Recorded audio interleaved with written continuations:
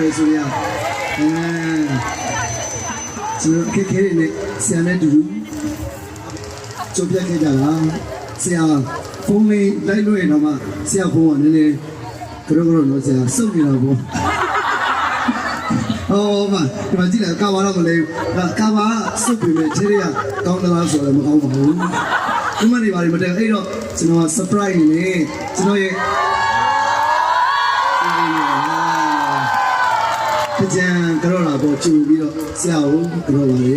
ဖုန်းလေးလုံးစင်ဟော live နဲ့ဆရာကွန်မန့်ဖတ်လို့မရဘုံအစုံနေတော့အခုတော့သားဆရာဖတ်လို့ရပါပြီ 512K ဆိုတော့ဓာတ်ပုံတွေများရိုက်နေရပြီအပုံတွေများရိုက်နေရပြီတို့ကတိုးသေးတယ်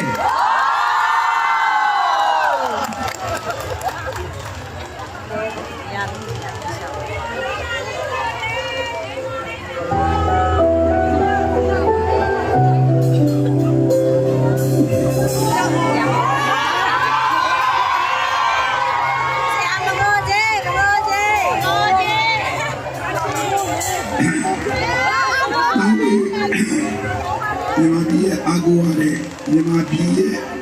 တကယ်ကိုအသားကြီးတလက်ဖြစ်ပါစေနော်